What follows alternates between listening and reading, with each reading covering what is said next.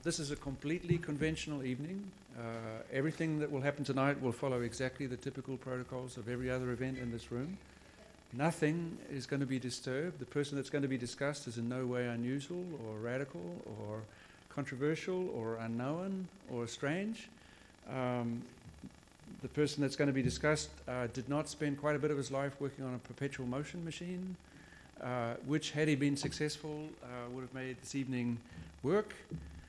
Because in theory, in order to make this evening work, we need something like a perpetual motion machine, because what you're going to witness is something like the gathering of a secret society of people addicted to Scheerbart. I'm trying to find out if there is a handshake that is necessary, but see, I may have already received the handshake and not known it.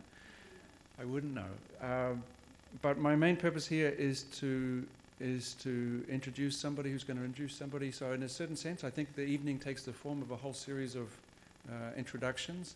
And some of the nicest evenings of my life never were more than that, where one person after another introduces, and a little bit they explain why they are in the room, and then the evening is done. And there will be also an entirely typical reception afterwards, which is done exactly as we always do it, as a kind of potluck dinner. The main excuse for having this event is the wonderful Josiah has made this book, and I think that there is, I don't want to kind of be too heavy-handed, but I think artists are often, if not always, more intelligent about architecture than architects are. There are moments in time in which architects can be quite wise about art too, but I think certainly in architecture there are one or two, not many, but there are a series of artists at any one time that are always watching architecture more surgically than architects are, for many reasons, and they have the huge advantage of looking, as it were, from what might at first seem like an outside, and then they see something that's on the inside, and the more they get to know it and identify that thing, and the more that thing affects their work, of course, no longer does this outside-inside make any sense. And so the evening tonight has been organized by exactly such an artist whose every exhibition is a kind of lesson into an aspect of architecture that's right in front of her face, but we never really thought about it. And usually that takes the form of working with the thinking and designs of an architect like, for example, Mies van der Rohe, somebody that we think we know all too well. And suddenly we realize in a second, in the hands of a gifted artist, we don't know this person at all, and it's thrilling. That maybe this evening is the other way around, that Scheerbart is somebody not known so well, and any slice of Scheerbart of any size, it seems to me, is kind of exhilarating and intoxicating for the field. It might even be the case that Scheerbart is sort of dangerous for architecture in large doses, like even medium-sized doses. He was, of course, as you will learn tonight, a very, very key figure, directly and indirectly, directly through a series of writings, projects, initiatives, relationships, friendships, and so on. But I think there is also a kind of ghostly figure, that a fantasy, this is someone that people had fantasies about, and those fantasies arguably had more influence on our field than the direct connections that we are more familiar with. Anyway, you do us a great honor to allow us to act as the host for an evening that you are in fact hosting.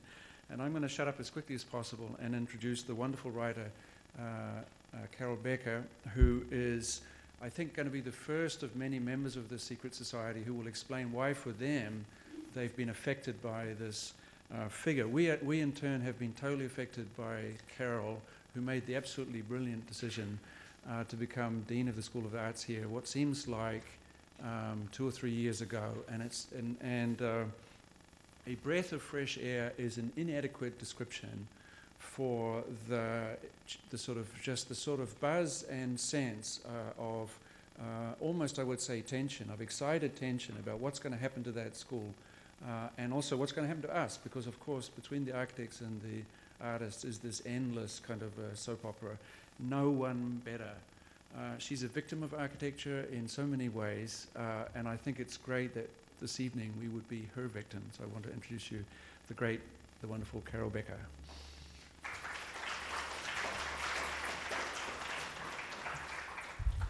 Wow, that's so nice from your colleague.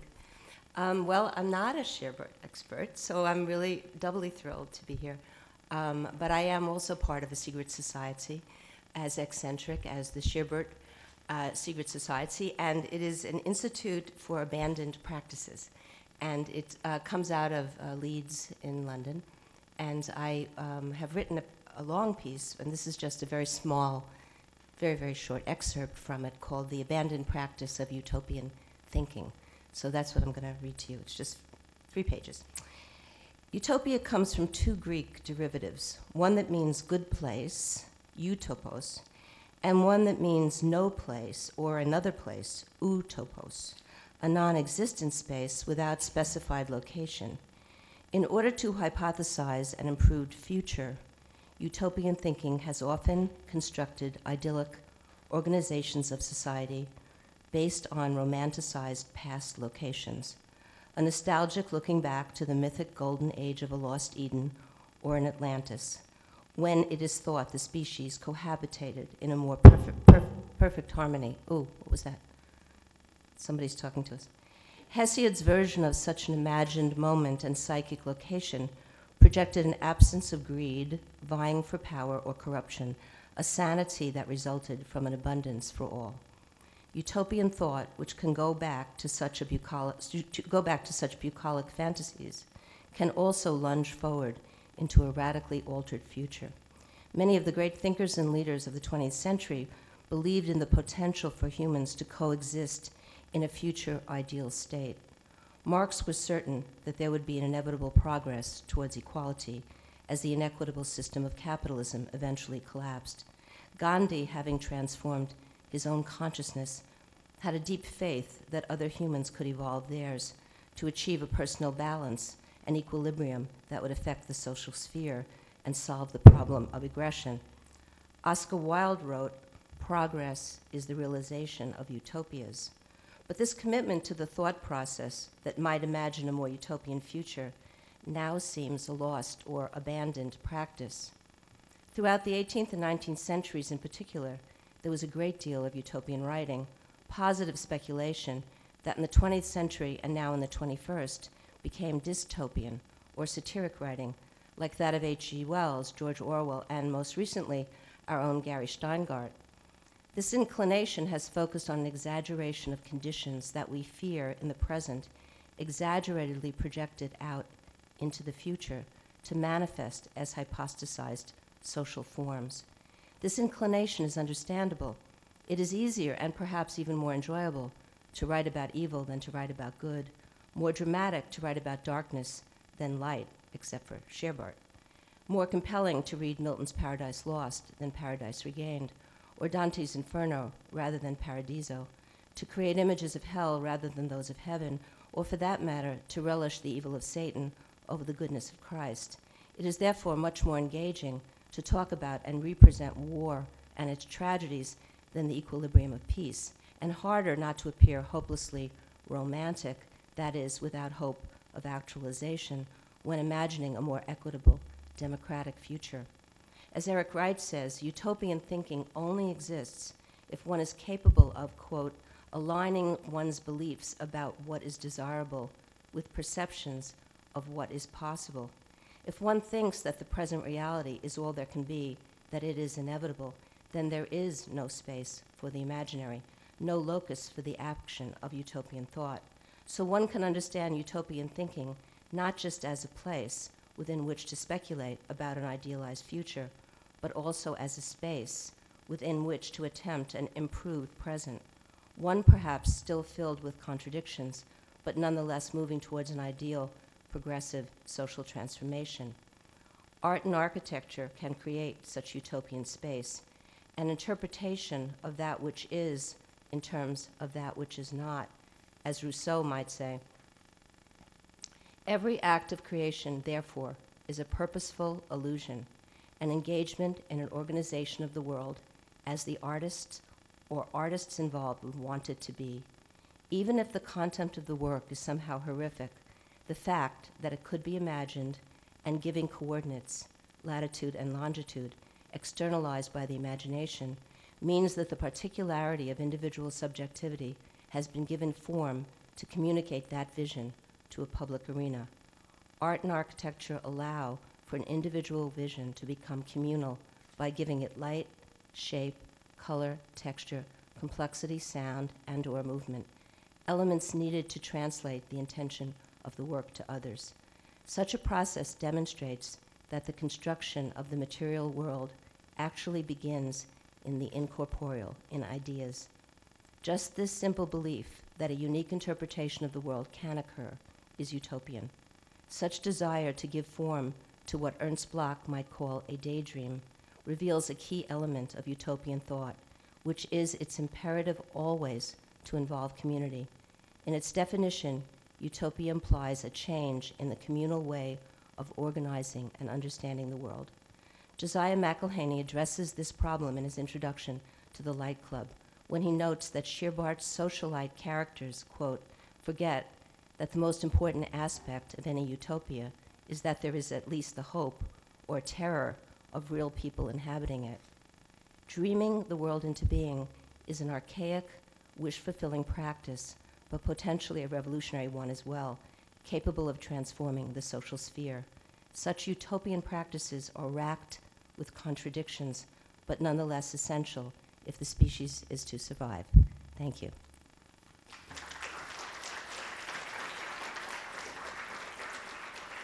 And now you're going to have a wonderful excerpt from Light Club, a film by Jeff Preiss and Josiah McElheny, and after that, the panel. Okay, so the film.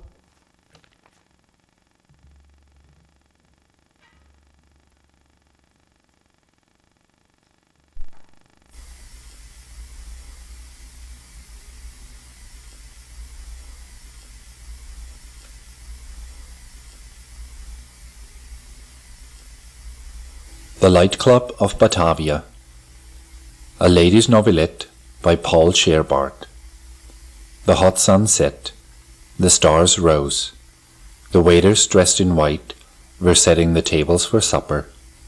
The lanterns were lit, like every evening, on the park terrace. It was the Hotel de l'Europe, the best hotel in all Batavia.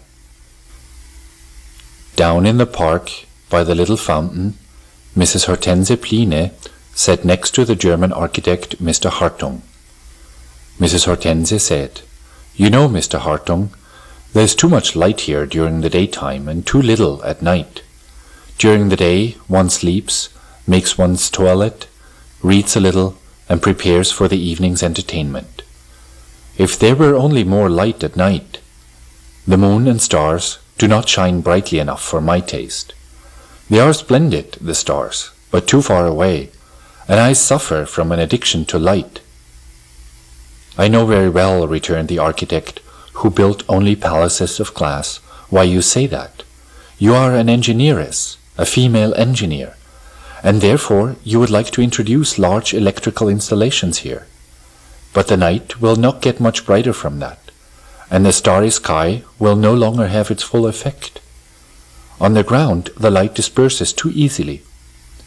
Electrical light does illuminate an enclosed space, regardless how large, but out of doors, no artificial light can ever be expansive enough." Mrs. Hortense said, "What do you mean by that? The word engineeress is so keenly reminiscent of coiffeuress or directress. It sounds so odd. But never mind.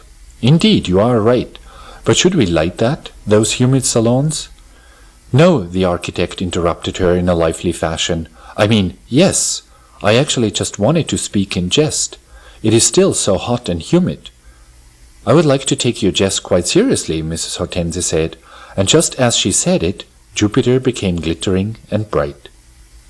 "Yes," the architect went on, "if you want enclosed spaces other than great halls, then, dearest lady, I can only recommend that you illuminate the bottom of a mine and move in there." Mrs. Hortense jumped up, and quickly she said, "That is a refreshing idea. I know a mine where the miners don't work any more. It is not too warm and not too large. You know what, Mr. Hartung? Right now during supper we will found a light club. Oh, I have the most fantastical plans in my mind." "At any rate," said the architect, "this plan promises lively evening entertainment. As architect and director's counselor, I am fully at your disposal, even though I fear that this plan will soon burst like a soap bubble." "Please, Mr. Hartung," said Mrs. Hortense with an angry frown, "don't be afraid too soon. It is always early enough for fear to come later. Gentlemen are always fearful. That is not a sign of courage. We women are less fearful. That is why we alone will advance world history a little. What would become of the whole world if the courage of women did not exist?"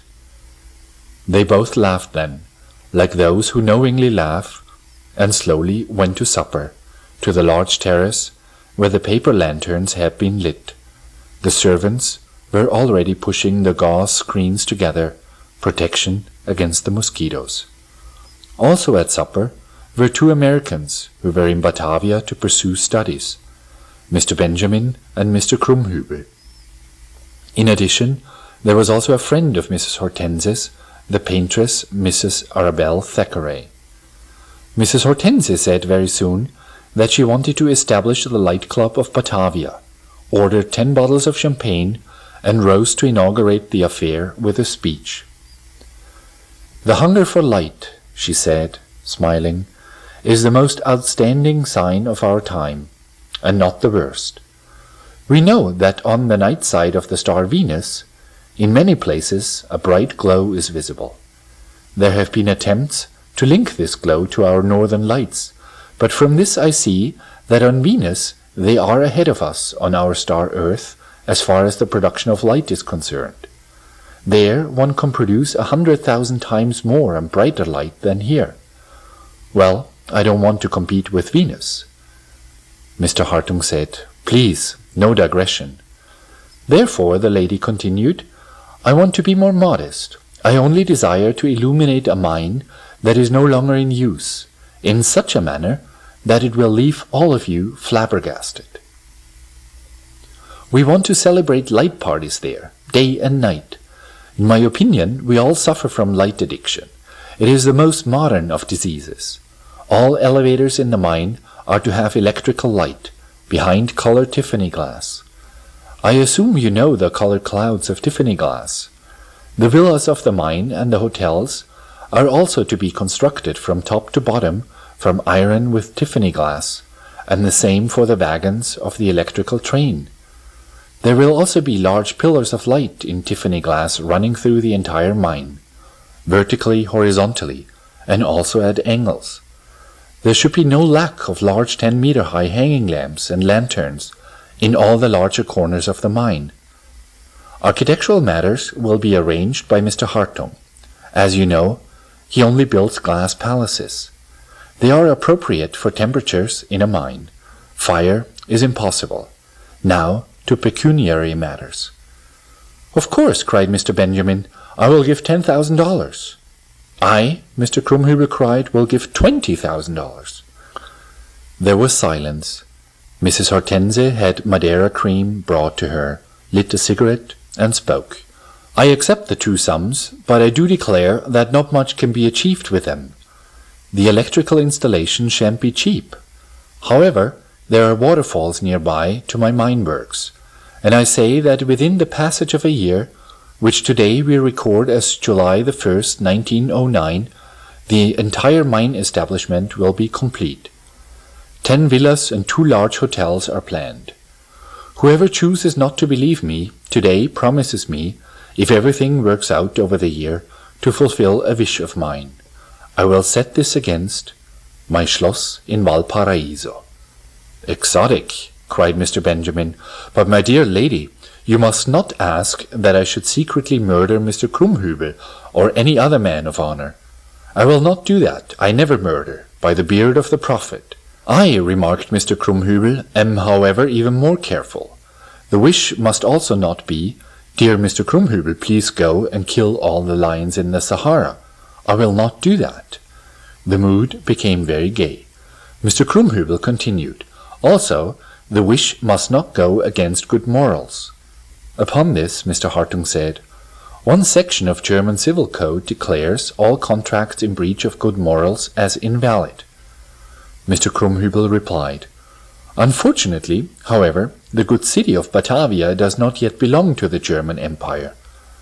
Mrs. Hortense said. Therefore, we want to treat everything completely seriously, and in writing. Mr. Hartung has a stake in this enterprise. He will be good enough to set everything down in writing. No murder, no animal murder either, and nothing that is a breach of morality. But you will see what the energy of the ladies' world can achieve. Stop, cried Mr. Benjamin at this point.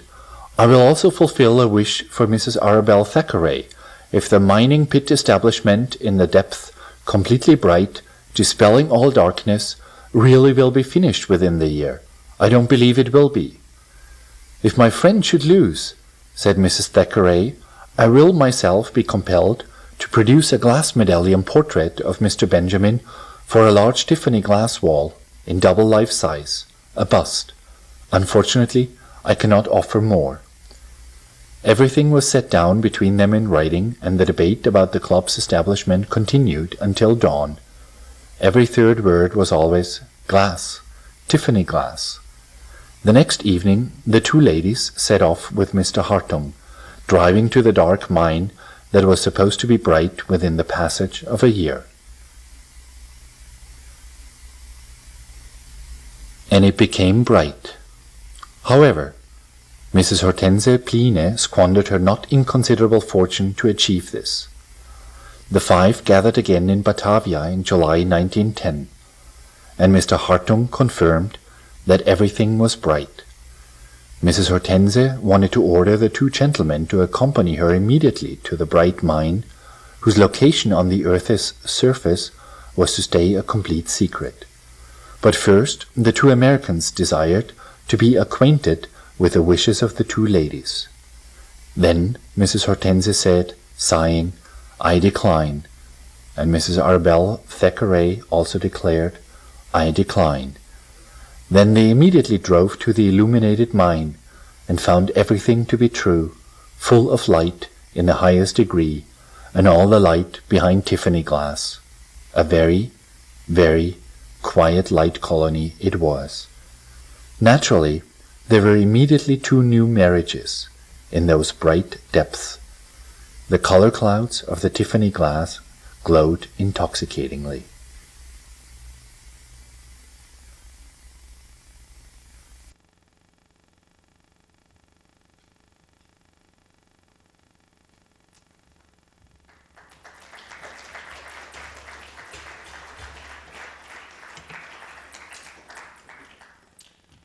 My name is Branden Joseph. I'm a professor in the Department of Art History here at Columbia, and I'm going to introduce the panelists for you today and introduce the panel. Georg Hecht, in a short text entitled Über Scheerbart, published in the first issue of the Critical Tribune in 1912, and reprinted as part of Josiah McElheny's artist's book on the Light Club of Batavia, lauded the German author Paul Scheerbart as nothing less than one of the biggest talents within literary art in Germany. There is no one in this art's past or present, Hecht declared, who would in any way be compared to him. So total is he, so unique. Paul Carl Wilhelm Scheerbart, who died in 1915 at the age of 52, was an author of a great many writings, most of which remain untranslated into English, ranging from fantastic science fiction to treatises on aerial warfare to the more well-known volume Glass Architecture of 1914.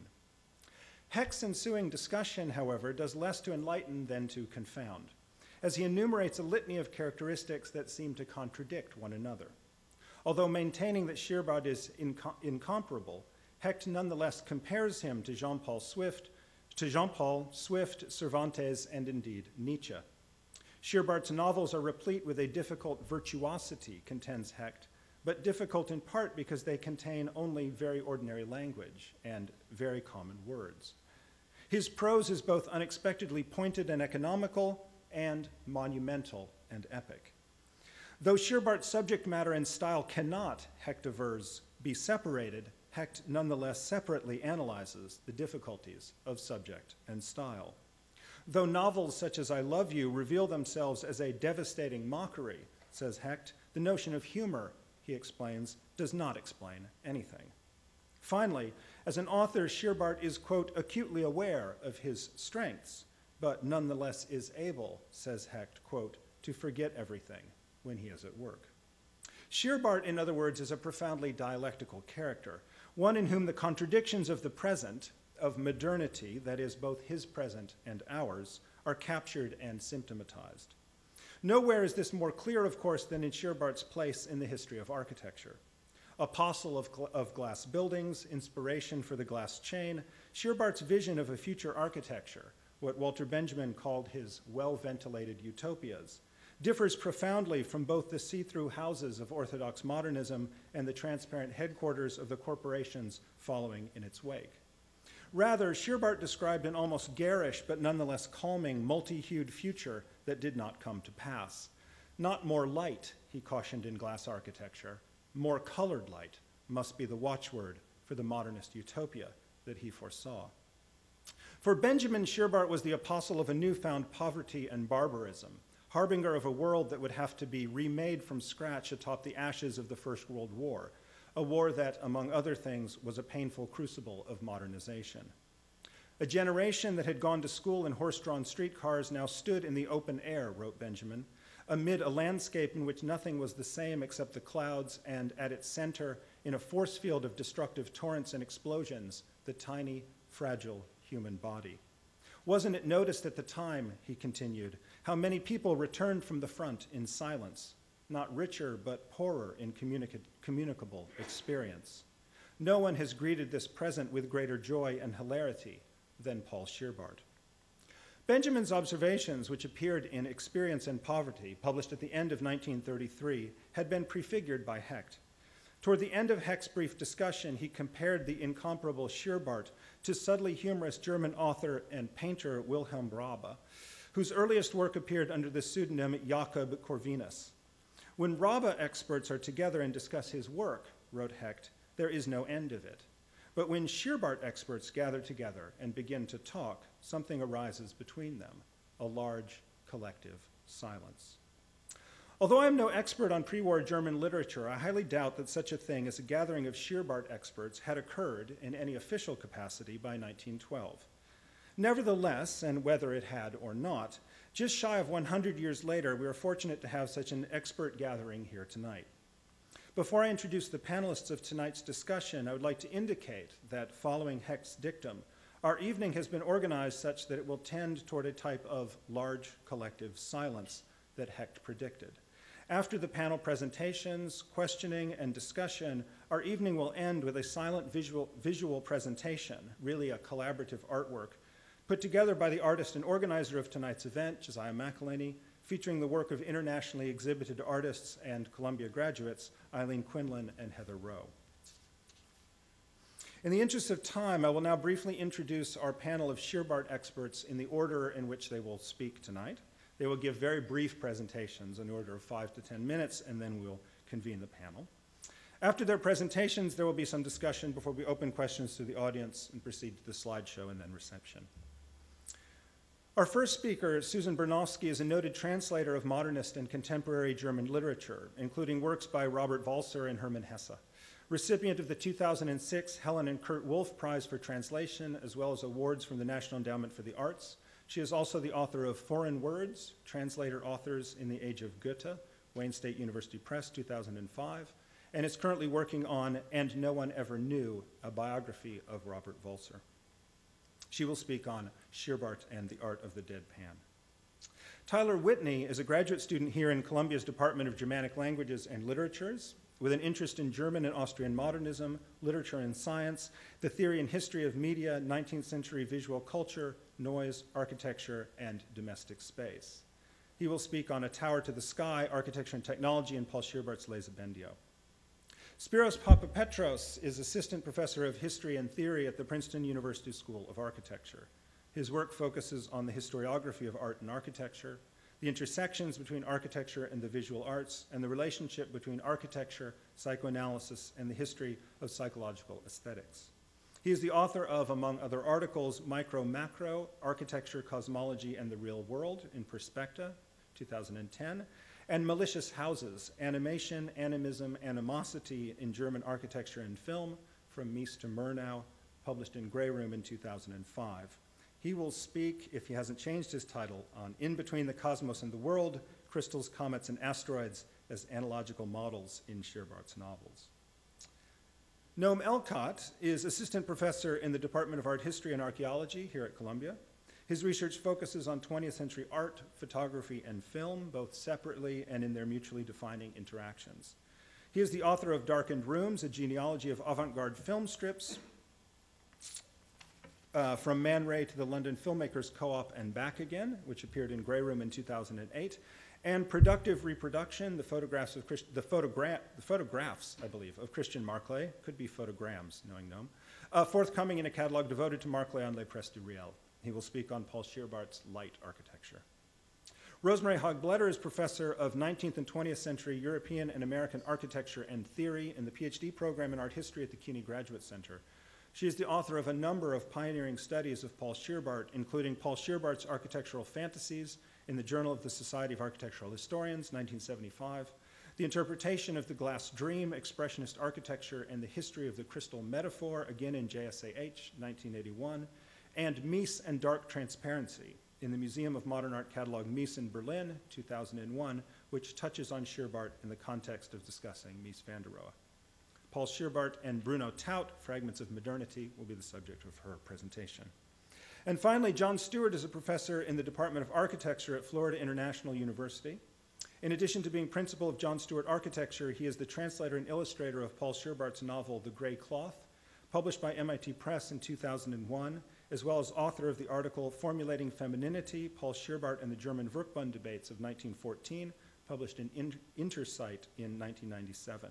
He is also co-editor of The New Deal in South Florida, Design Policy and Community Building, 1933 to 1940, University Press of Florida, 2008, and co-author of Eli Jacques Kahn, Architect, Beaux-Arts to Modernism in New York, published by Norton in 2006, and winner of the New York Book Award that year. I feel like I should say, and the winner is an open envelope.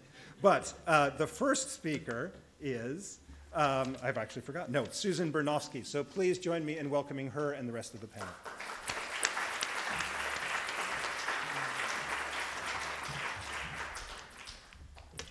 Thanks so much. And thank you to Columbia University for hosting us and Josiah for making this all happen. And I've been asked to speak to you for 5 minutes about humor in Scheerbart. My talk is called Paul Scheerbart and the Art of the Deadpan. This is apropos of the fact that I'm translating his book, Perpetual Motion, for a project that Josiah McElheny is now working on.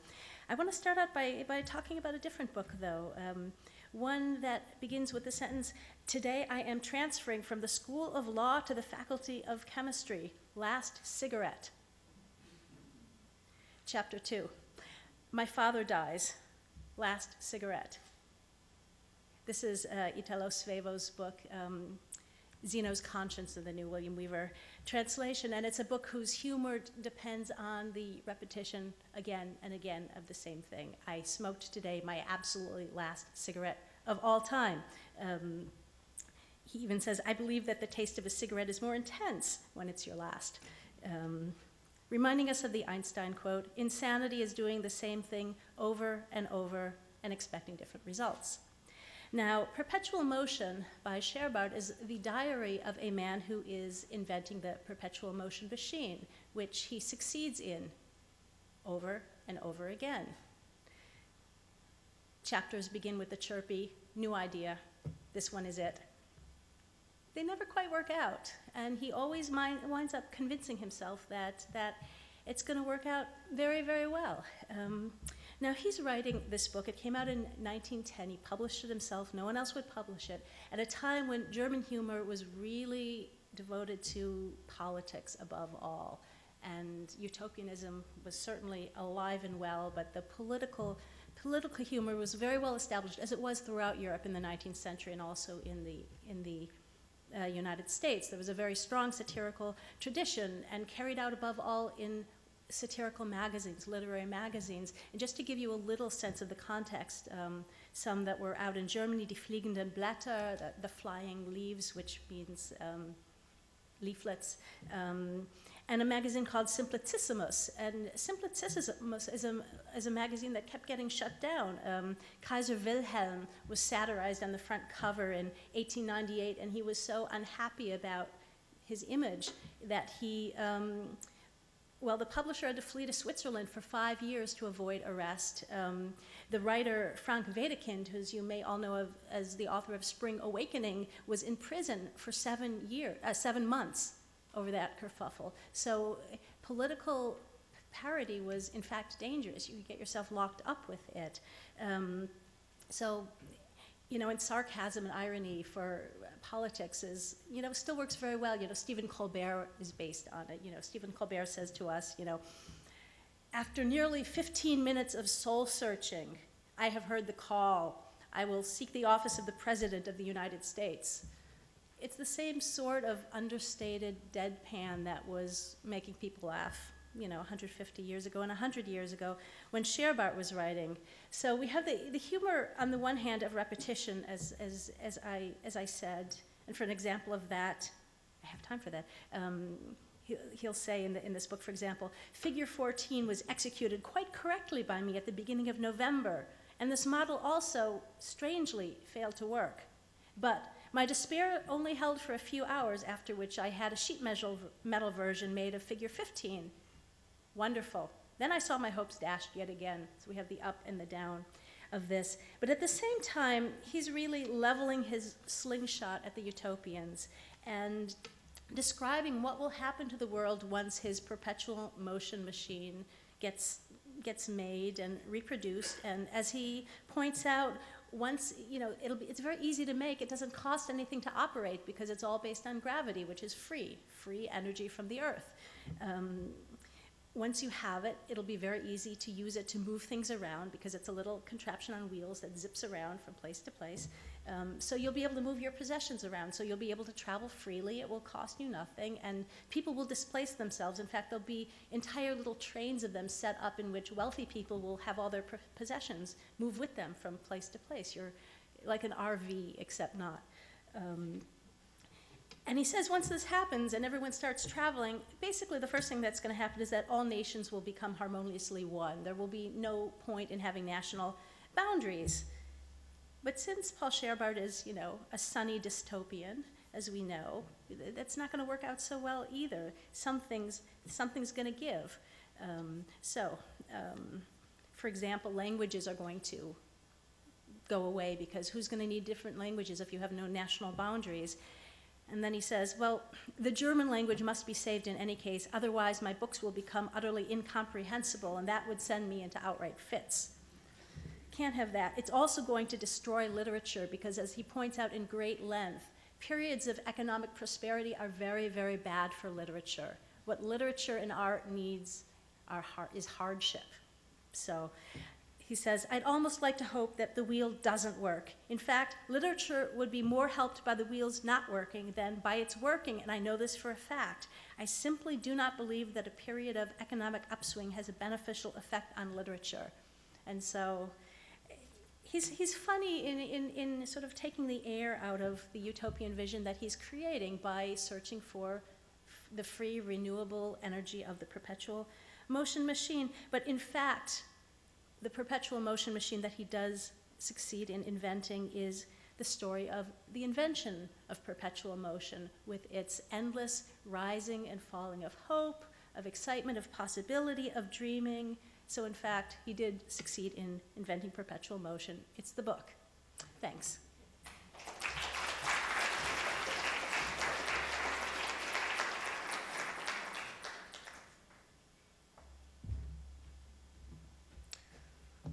So I've been asked to talk a little bit about Scheerbart's so-called asteroid novel, Les Abendio, which hasn't been translated into English at this point. So the novel tells the story of a messianic technocrat, Les Abendio, who was part of an even more ambitious attempt to achieve a kind of mystical union with the cosmos, convinces fellow inhabitants of the asteroid Pallas to build an enormous Babel-like tower to the heavens. Scheerbart began writing the novel in 1906, and the first edition appeared in 1913 with 14 illustrations by the expressionist illustrator and writer of dystopic fiction, Alfred Kubin. So this is one of those illustrations. there's another one, but this is, there we go. Anyway, on the most basic level, Les Abendio serves as an early example of the emerging genre of science fiction, inspired both by literary authors like Jules Verne, as well as writers working within the realm of popular science, like Ernst Haeckel and Wilhelm Boelsche in Germany. The novel is broken up into 25 short chapters, each of which begins with an italicized summary of what follows. And this is a formal device used by Haeckel in his book, The Puzzle of the World, from 1899, but it also dates back to Boccaccio's Decameron in the 14th century. Much has been made of Scheerbart's stripped-down style, his linguistic dryness, or the naivete of his manner of writing. And there's certainly plenty of textual evidence to support such claims. But Les Abendio also demonstrates a certain playfulness and inventiveness in terms of the language it employs. The novel opens with a concise account of the surrounding environment, and I quote, "Violet was the sky, and green were the stars, and the sun was also green." It's pretty stripped down. But the narrator's subsequent description of the Palacianers, or these creatures inhabiting the asteroid, also introduces a series of striking neologisms and compound words constructed from unlikely discrete units, and I'll quote again. Les Abendio expanded his suction foot, Saugfuß, this is not exactly a common word, as wide as it would go, and clamped it around the very steeply sloping, jagged stone wall. He then stretched over 50 meters high into the violet atmosphere with his entire body, which was basically made out of a rubbery tube leg with a suction foot. So if Scheerbart's style, as some critics have contended, testifies to what Walter Benjamin would later analyze as the poverty of experience in the early 20th century, the language of his early science fiction novel also points to unrealized potentialities and indicates, even on the level of poetic style, new configurations of the relations between nature and technology, aesthetics and spirituality. From the start, the novel dismantles any clear distinction between the natural world and the realm of technology. In an early passage describing the inhabitants' visual capabilities, for example, the narrator explains that, quote, "Because the Palacianers' eyes could very easily be made into microscopes, books were made photographically in the smallest possible form for microscopic eyes, so that every Palacianer was capable of carrying his entire library around his collar." For quick decisions during the construction of the tower, Palacianers also transformed themselves into a wireless network of telegraphic receivers and transmitters. Quote, "One therefore introduced a kind of wireless telegraphy, which was, however, only possible for the inhabitants of Pallas, who, because of its electrical properties, could reshape the body into a kind of receiver. For this, they gave their skin a form that resembled a stretched-out umbrella, and with their skin stretched in such a way, they could pick up electrical waves." End quote. Similarly, the natural world around them bears characteristics of new technologies. Instead of fruit and leaves, the trees on Pallas are covered with balloons that burn like electric light bulbs. Yet, the inhabitants' malleable bodies, already invested with the properties of optical media and wireless telegraphy, ultimately need to be supplemented by additional technologies. Electric rails and transport tunnels allow inhabitants of the asteroid to move even faster and over greater distances. In the end, many lament the hold the technology has gained over them. Quote, "They do not stop. Their entire way of thinking has become technological." So one of the central themes explored in the novel is the tension between technology and aesthetics. Exactly what purpose does this tower serve, many ask. Is it to make the surrounding environment more beautiful? Is it to make their lives easier and more pleasant? Is it perhaps part of a larger reconciliation between competing forces in the universe, or does it merely serve the instrumental aims of a single individual? Quote, "I'm afraid that the Les Abendio Tower will not contribute much to the beautification of our star," one figure remarks. And on the very next page, aesthetics, the topic of aesthetics is abandoned entirely. Quote, "One no longer thought at all about the artistic arrangement. One wanted only to make everything as sturdy as possible." End quote. Later, others complain that scientific curiosity has become more powerful than artistic creativity. In the end, the tower that has caused so much suffering to build serves basically as a platform for Lezabendio's solitary merger with the universe, causing only new forms of pain in the bodies of inhabitants on the ground. I feel it, one Palestinian observes. Subordination to the demands of the whole is very painful, and yet it is necessary. End of the quotation. At the same time, the concluding lines of the novel suggest an ambiguous new beginning, an impending paradise for their pain. And the green sun shone so bright as if a new life had been awakened on it. Thank you.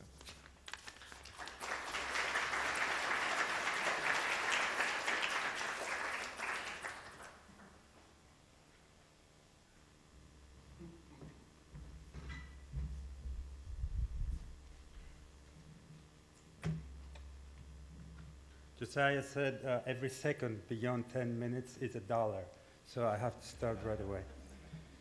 In the manner of Scheerbart's class architecture, let us divide this 10-minute talk into 5 enumerated statements on comets, crystals, asteroids, not as individualized metaphors, but as epistemological models based on analogy, reflectivity, and correspondence.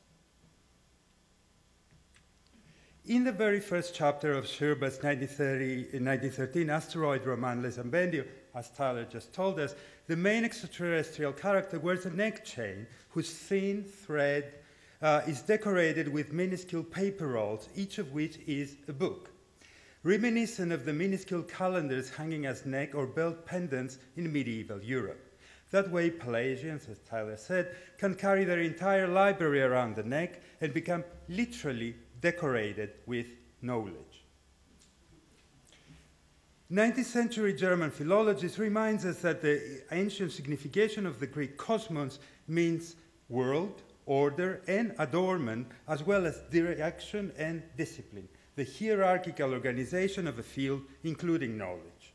Scheerbart's cosmic necklace embodies all 4 of these meanings. It replicates the world in the form both of a jewel and a book, creating correspondences between theory and practice. The subject of the little book attached to Les Ambedio's necklace is a strange star called Earth, which was once visited by one of the Pelagians via a meteorite traffic system and which is now plagued by wars and revolutions.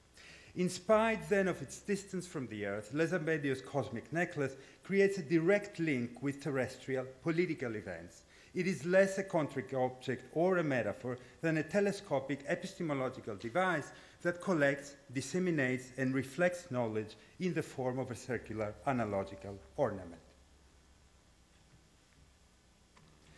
If in Les Ambedio the analogical object was a necklace, in Scheerbart's play The Cosmic Theatre, the mediatic apparatus is a circular piece of cheese, the cutting of which, red Edam cheese, of which causes a series of catastrophes of cosmic dimensions.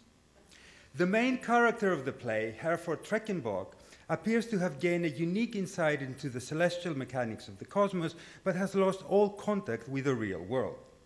His wife collapses, and part of his Tyrol castle burns down, yet none of this matters, as the aristocrat is entirely absorbed by the movements of the asteroids, reenacted in his home theater by a series of miraculous contraptions. Events revolve around a vacuum and replicate the orbit of the planets, much like Herford Treckenborg's spherical piece of cheese becomes an analogical device through which we view the spiraling of the Andromeda Nebula and the paraboloid movement of the red comets. In a crucial moment of the play, the few invited spectators are invited to push their chairs to the parapet and look down the depths of universal space. The handrail of the parapet becomes a horizontal axis linking the Earth with the abyss, as if the 2 cosmic spaces were inverted. The entire cosmic theater is a mirroring device that creates spaces for rotation. It's the end of the world, quote, but with a twist.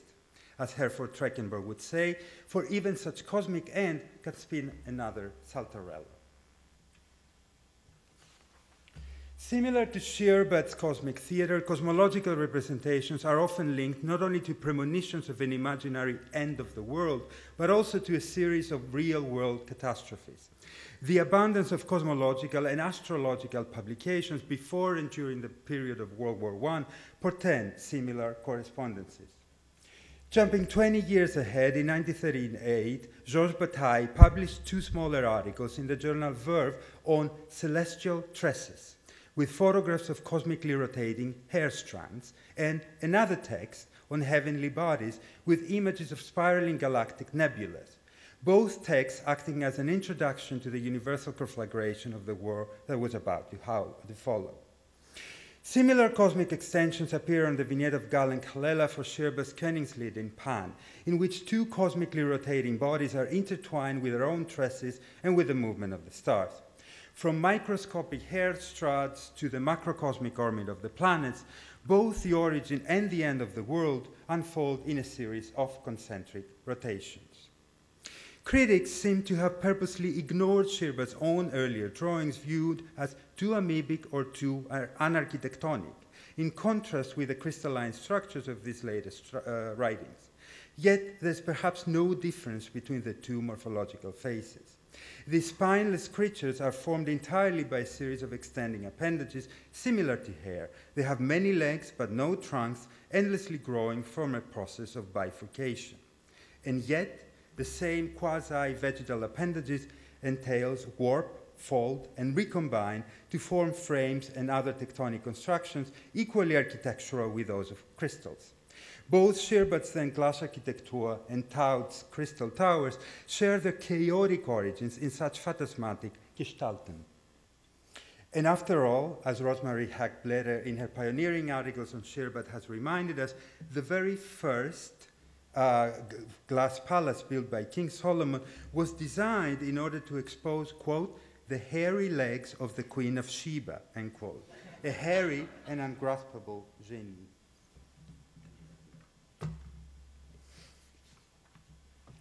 Section 85 from Scheerbart's glass architecture speaks of the effects of brilliant diamonds, often reprised as sumptuous jewels in the hands and necks of women, but often despised in architecture as either too primitive or childish. Perhaps what Scheerbart implies is not an architecture that looks diamond-like or crystalline, as most of his imitators, including Taut, envisioned, but an analogical structure that becomes crystal-like by its mode of reflectivity.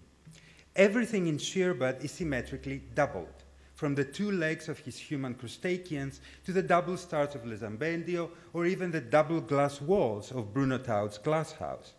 Crystallinism implies an act not of solidifying transformation, but of continuous mediation between 2 neighboring states, animate and inanimate, organic and inorganic. In 1901, the crystallographer Otto Lehmann discovered the so-called flowing or virtual living crystals. These were ammonite compounds that reacted to light, heat, and could even procreate by a peculiar form of copulation in which crystal molecules would unite and eat one another to produce new offspring.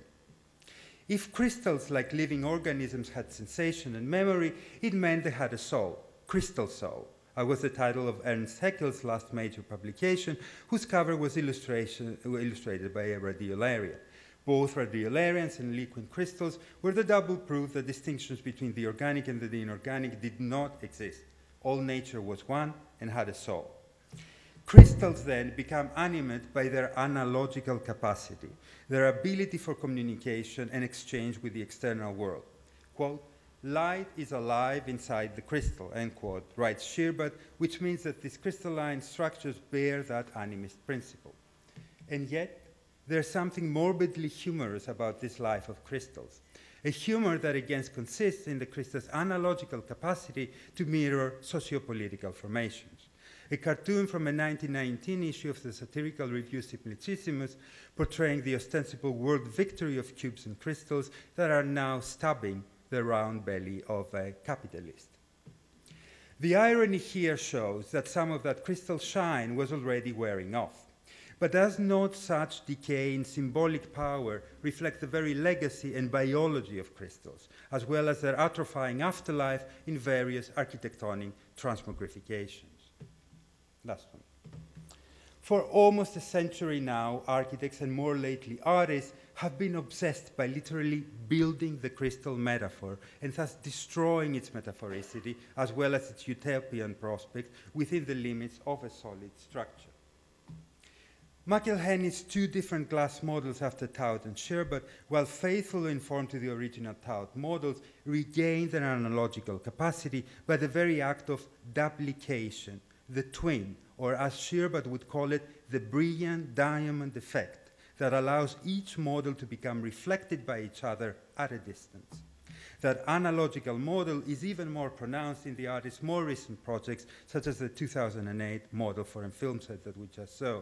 Here again, each glass hexagon creates an analogy with all other units, as well as the indistinct parts from Scheerbart's writings.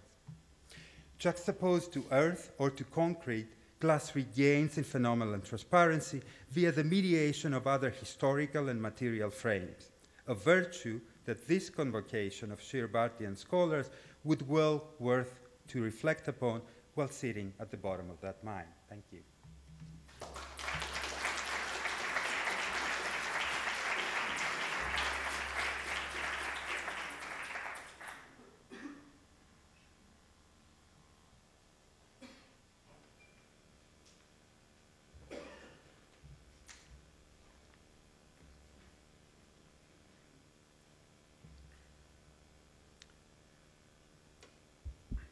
By the end of the 1920s, architect theorists like Ludwig Hilbesheimer could confidently assert that, quote, anything of significance that could be said in regard to the problem of glass architecture has already been pronounced in Paul Scheerbart's 1914 treatise on the subject. The sentiment was echoed in Konrad Werner Schulze's contemporaneous book-length study on glass in contemporary architecture. But no sooner had these men championed Paul Scheerbart than they dismissed him as a hopeless romantic or expressionist whose poetic visions were mistaken for reality and whose half-joking verses, several of which were inscribed into Bruno Taut's Glass House Pavilion of 1914, were taken too literally.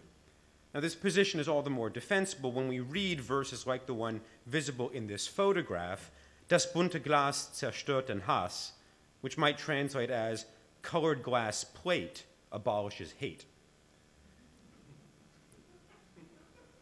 Opposed to Scheerbart's fantasy, Hilbesheimer and Schulze enumerated a great line of modernist glass architects from Peter Behrens to Walter Gropius, Le Corbusier, and Mies van der Rohe, who promoted glass as a constructive material, marshaled toward rational, functionalist ends.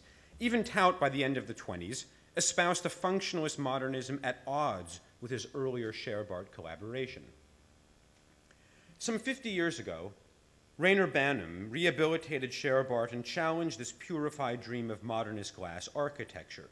Banham was tired of the respectable and gutless iterations of modernism, the academic modernism, the international style rulebook.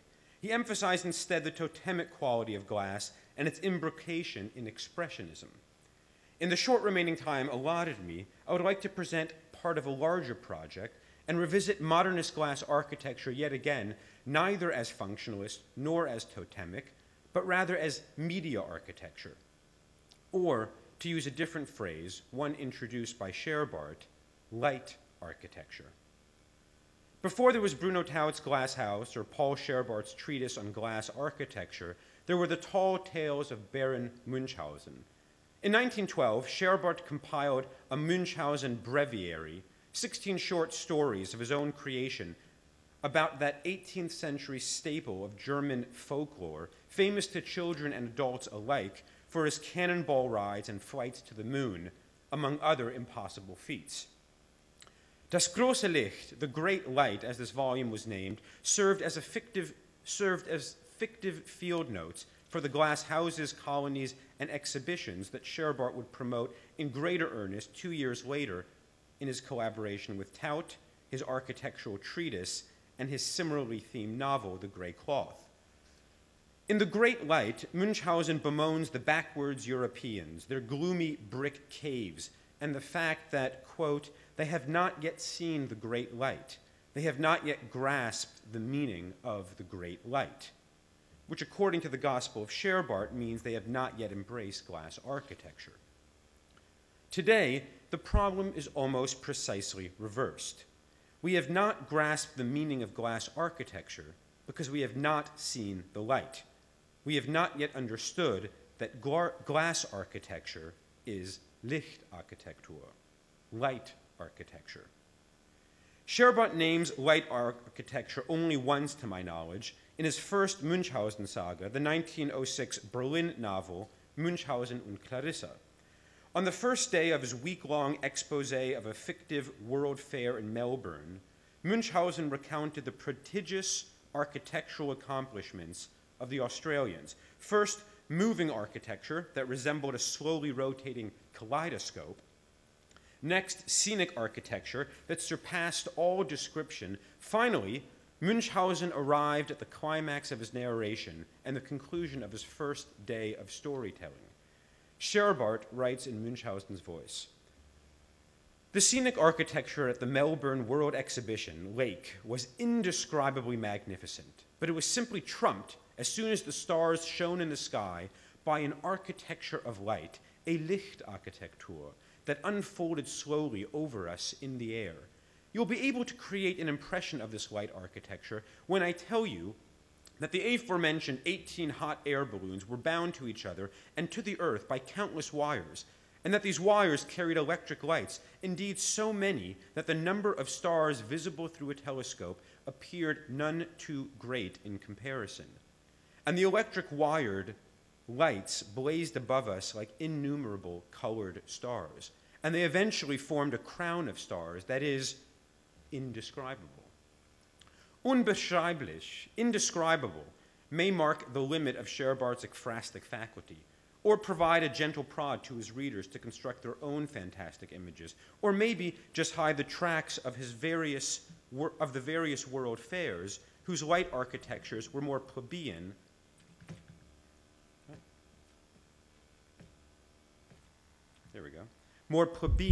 and more proximate than any Munchausen tale would allow. In any event, the inscrutability of these images opened the door to the adoption of light architecture by those other masters of the fantastic, not only filmmakers, but also cinema builders. By the end of the 1920s, the nighttime cityscape of major cities was bejeweled in colored lights, illuminated advertisements, and a host of other architectural illumination known collectively as light architecture. The conversion of urban darkness into a year-round festival of lights was prepared by the dark interiors and illuminated facades of the first purpose-built cinemas from just before World War I. It is often forgotten that Bruno Taut was among these early cinema builders. In 1910, Taut designed a cinema inside an apartment building on Cottbusser Damm in Neukölln, Berlin. Thereafter, Taut, like Scheerbart, largely avoided the subject. But many members of the Arbeitsrat für Kunst, an art Soviet founded by Taut in 1918, subsequently taken over by Gropius in 1919, and whose 1920 manifesto, Ruf zum Bauen, a call to building, announced that Scheerbart's treatise on glass architecture was, quote, our foundational text. Many members of the Arbeitsrat für Kunst would make names for themselves designing cinemas, champion avant-garde film, or otherwise promoting light architecture. I'm thinking of figures like Erich Mendelssohn, Adolf Behne, and less directly, Bruno Taut. In 1920, Taut wrote a short text in which he identified 4 categories for the development of artistic film: dance, mime, animation, and finally, the kaleidoscope. I quote, "A projector adapted to show the kaleidoscope directly had the advantage of reproducing colors accurately.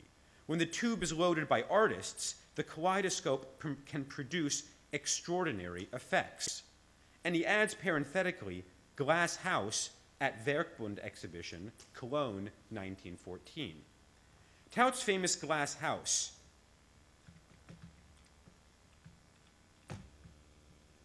ringed by Scheerbart's verses and inspired by his prose, should make obvious the true legacy of Scheerbart's glass architecture as neither functionalist nor totemic, but rather as media architecture. In Tout's glass house, one traversed several ornate and lustrous rooms before descending into a darkened space in which moving lights were rear projected onto a milky white translucent screen. Tout and Scheerbart's glass house was nothing if not a cinema for abstract films. In short, and with this I will conclude, Scheerbart and Tout can once again be contrasted, but perhaps more productively, with Gropius's famous glass staircase and glass curtain, where Gropius promotes transparent glass and natural colorless light. For Scheerbart and Tout, not more light, but more colored light must be the watchword. That is, artificial colored light and semi-opaque colored glass, or, to put it as briefly as absolutely possible, against Gropius's modernist windows, Scheerbart and Tout promote media screens. This is the legacy of glass architecture as light architecture, and this is the Scheerbart that I want to recover today. Thank you.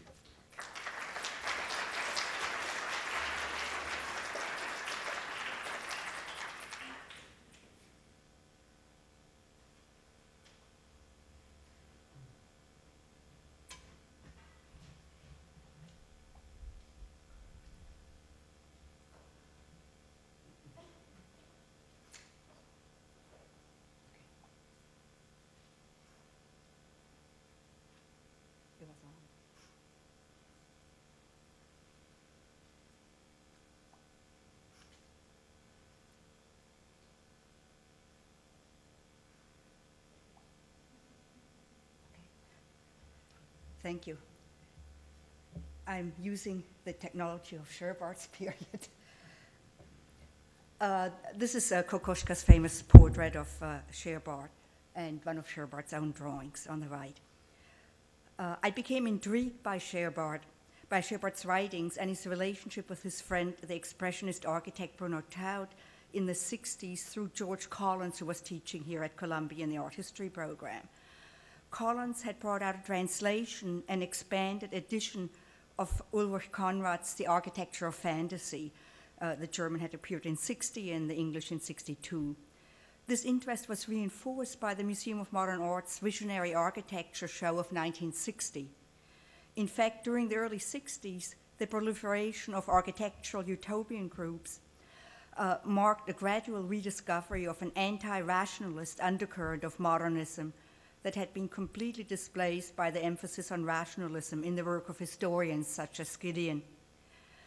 At the outset, I want to distinguish my understanding of Scheerbart from that of Rainer Banham in his early and important The Glass Paradise of '59, which, in my opinion, singled out Scheerbart's technological innovations, whereas I see his writing as a link between the mysticism of symbolism and expressionism, as well as the irreverent brevity of Dada.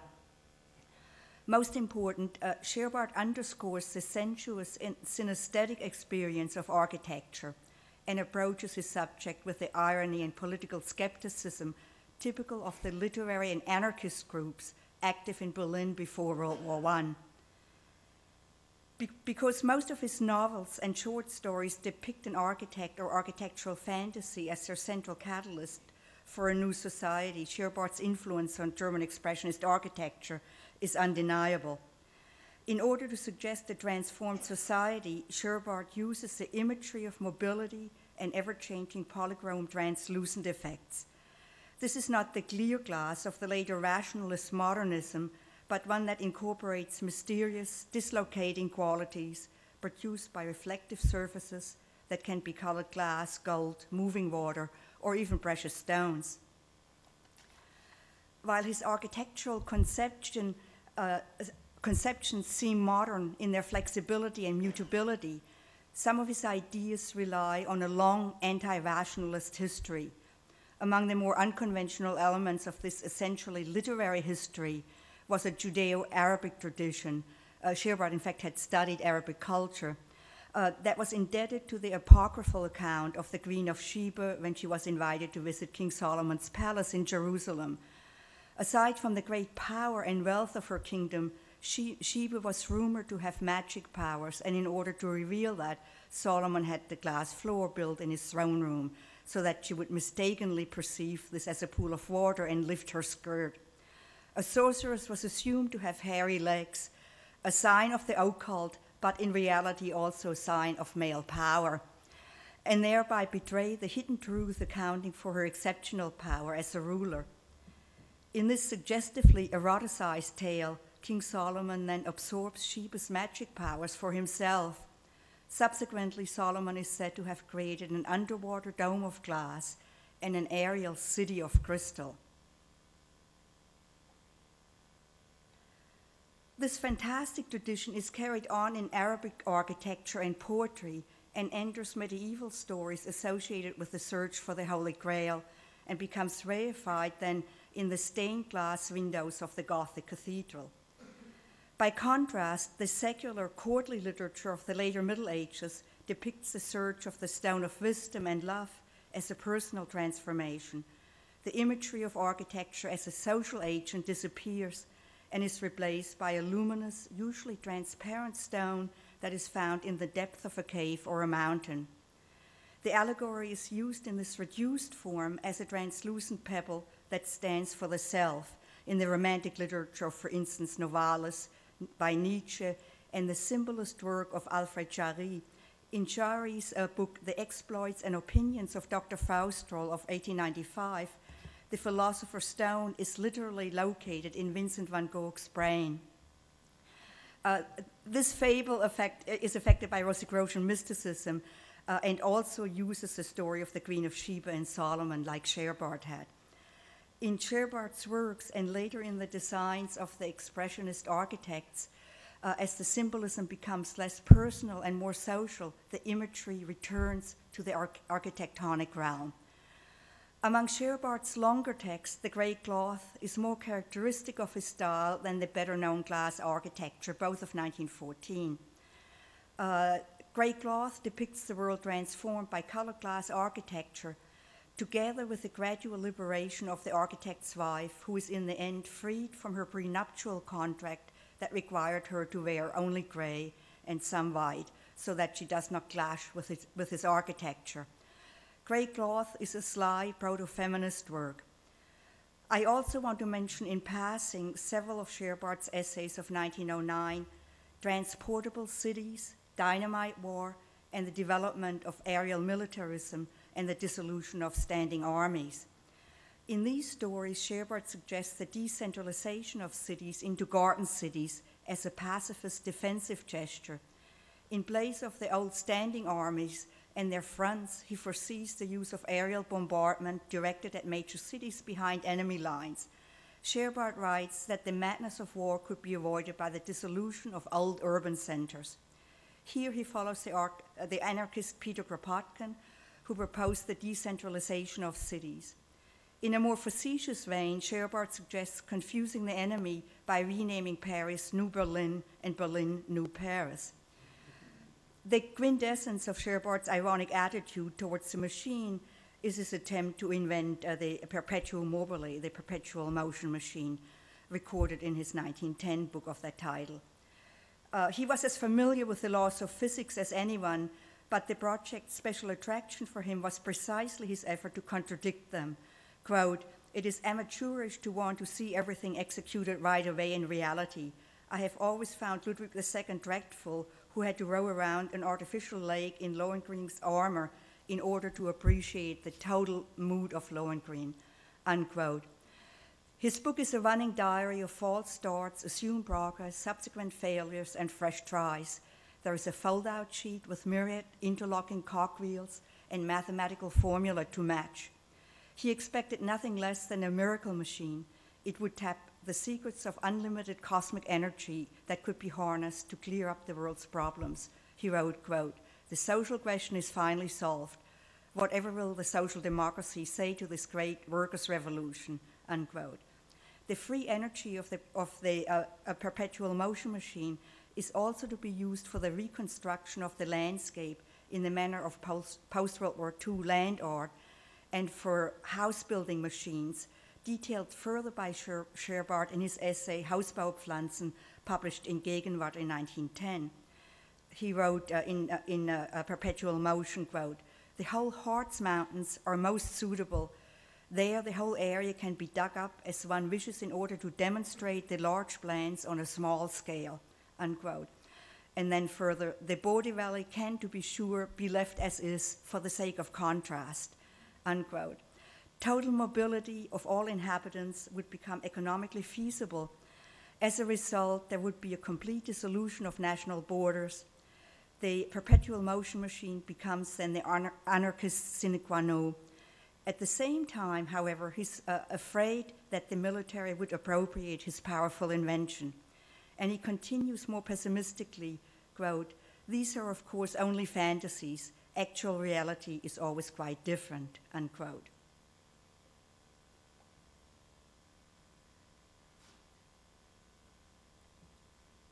And this we've seen already, Taut's glass house interiors, and later reconstruction that shows the use of color in glass much better.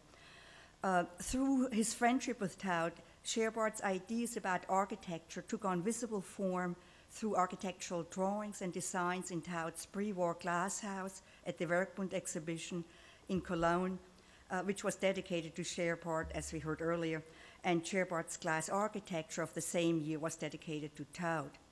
While the glass house still suggests elements of the simplest crystal brain, Taut's post-war utopian books, such as Alpine Architecture of 1919, The Dissolution of the Cities of 1920, or The World Building Master of 1920, reuse Scheerbart's social, anarchist, and pacifist ideas about the transformative power of a mobile glass architecture. Alpine architecture, the reworking of the Alps, and then on the right also the reworking of the whole globe appears here as a page. And he writes, "Europe the bright, Asia the brighter," so at night the lit glass architecture is on the right-hand side.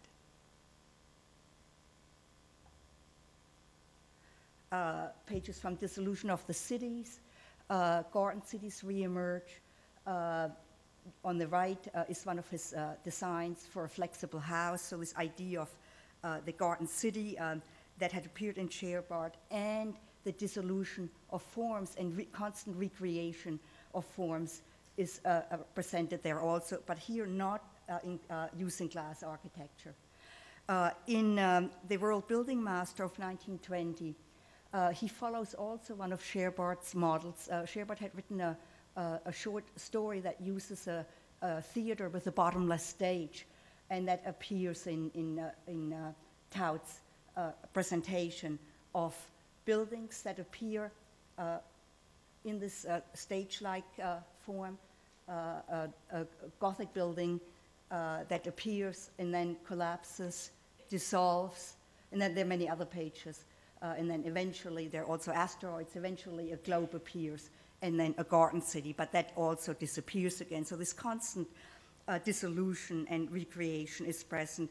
And the book almost functions like a flicker book. One has to go through it very rapidly to appreciate its meaning. Through the Work Council on the Arts of 1918, and then the Glass Chain of 1920, both groups led by Taut initially, Scheerbart's writings were then further popularized among expressionist artists and architects. Proposals for glass architecture that dwell on sensory perception and emotive power rather than on technology distinguished Scheerbart and the expressionist concepts from mainstream modernism. That is, technology is used, but is in the service of this transformed culture. During the tense immediate post-war years, hopes about the changed society had been raised. And at the same time, little building was possible. And Taut, like Scheerbart before him, described his visionary books as mere fantasies. On the title page, for instance, of The Dissolution of the Cities, he wrote, quote, "It is naturally only a utopia and a little amusement, even if it is supplied with proofs in the literary appendix," unquote. He has quotations from Engels and Kropotkin and Whitman and many others.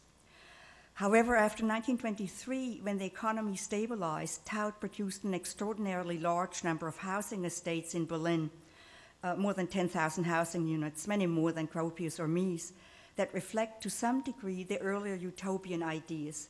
They are decentralized garden suburbs built for cooperatives, usually of white-collar workers, the larger of which contain a mix of apartment houses and row houses.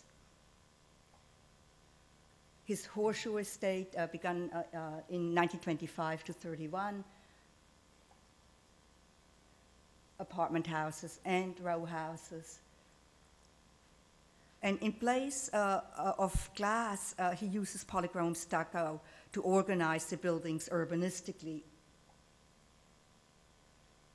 and the garden part of both the row houses and the apartment houses. And then the slightly later housing estate in Zehlendorf began in 1926, that in addition to the apartment units also has row houses, and bright colored stucco is used here as well. For this reason, glass architecture is a totally utopian conception that is really only a metaphor for new urban settlements and not applied literally, at least not in Taut's example when he returns to building. However, because Taut's and other expressionist designs did not fit completely with the later rationalist and technocentric notion of a modern architecture, these explorative efforts were omitted from the standard histories of modernism. Herwart Walton referred to Scheerbart as the first expressionist, and Dada writers later on considered him influential. These are, however, not mutually exclusive interpretations. They simply reflect different attitudes to cultural meaning. After 1920, even the most committed expressionists had ceased to produce utopian fantasies. Walter Benjamin appreciated Scheerbart's work, but he radically reinterpreted Scheerbart's glass architecture. In this, he was influenced by Gideon's later materialist approach to architecture, and also his own belief in the deliberate impoverishment of experience in order to resist the culture industry. Scheerbart and Taut's fantasies are by no means the complete, self-sufficient entities of, for instance, Thomas More's Utopia of 1916 or William Morris's News from Nowhere of 1890. Rather, they are fragmentary proposals that should be understood in the light of the Marxist philosopher Ernst Bloch's The Spirit of Utopia of 1918.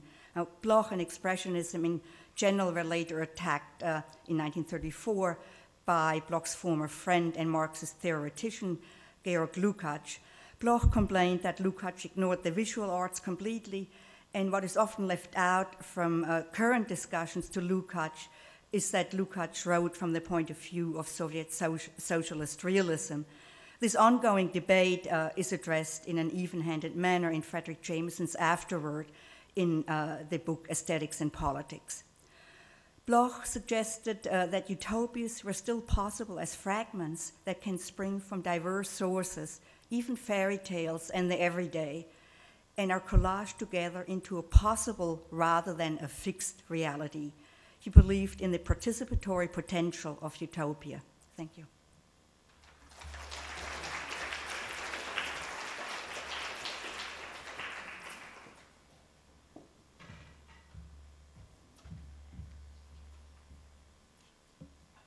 Okay, cool. Thank you, Josiah. Thank you for hosting this at Columbia, Mark. And I want to kind of take something on that maybe Susan started initially. I'm going to talk about the gray cloth, utopia, and irony. When I began my research on Paul Scheerbart about 20 years ago here at Columbia, I was fascinated by the author's ability to enlist both harmony and discord in his work. As an architecture student studying in the first year of Bernard Schumy's deanship, I felt Scheerbart's voice spoke particularly clearly to the hopes and anxieties of that period. My colleagues and I at the GSAPP were swept up in the excitement surrounding the new ideas flowing through the school. Then the first Gulf War broke out, and with it came a flood of apprehension about the future. With his urban Wilhelmine perspective, honed by the specter of World War I, Scheerbart himself seemed to speak directly to this complex brew of optimism and despair that dominated the early 1990s and lingers to this day. In fact, I recently had a conversation with Larry Kramer, a conversation with Larry Kramer in Berlin, Larry Kramer, the AIDS activist in Berlin, about this topic, about utopia and despair. So it seemed very apropos. Paul Scheerbart's 1914 work, The Grey Cloth and 10% White, a ladies' novel, peers into a world some 40 years ahead of its time. He utilizes this marginal future, more than a generation away, yet close enough to be within a lifetime, to engage real and fictional conditions in a narrative that enhances our understanding of both. The novel's protagonist, Edgar Krug, a Swiss newlywed, circumnavigates the globe by airship with his wife, Clara. Krug populates the planet with wildly varied colored glass buildings, including an elaborate high-rise, an exhibition concert hall in Chicago, a retirement complex for air chauffeurs on the Fiji Islands, an elevated train structure traversing a zoological park in northern India, a suspended residential villa on the Kuria-Muria Islands, and a museum of ancient, quote-unquote, Oriental weapons on Malta. Surprisingly, Krug fears that his idiosyncratic but popular architecture is challenged by one significant component of environmental design: women's clothing. In response to this perceived provocation, as Rosemarie's alluded, Krug insists that his wife agree to wear all gray clothing with a prescribed addition of 10% white. This odd sartorial dictum renders Krug notorious in the press, sensationalizes his international building campaign, and provides the title of the novel. Published in 1914, with World War I and Scheerbart's death both imminent, The Grey Cloth received relatively little attention by contemporary critics. In the only known literary review of the period, critic August Heinrich Kober adroitly captures the multiple nuances of The Grey Cloth for readers of the influential Berlin journal Das Literarisches Echo. Kober writes, technical utopia, or perhaps more appropriately, technical futurism, since it only concerns itself with anticipated realities, and pure artistic formations of free architectures are balanced here in poetic harmony. The whole book is a splendid color symphony. Technical realities and architectural dreams are exchanged in a dazzling magic of light, in wonderful, glowing, harmonious colors. One's reminded of Goethe's stories with their colors combined by an old poet and scientist, or of the Romantics, whose color effects were as sacred as colorful chasubles.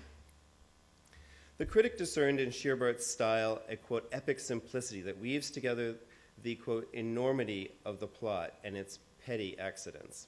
According to Kober, Scheerbart's greatest achievement was his ability to, quote, touch modern man both emotionally and intellectually in equal measure. Kober remorsefully commented that The Grey Cloth demonstrates Scheerbart's unfulfilled literary potential and the power of his poetic imagination.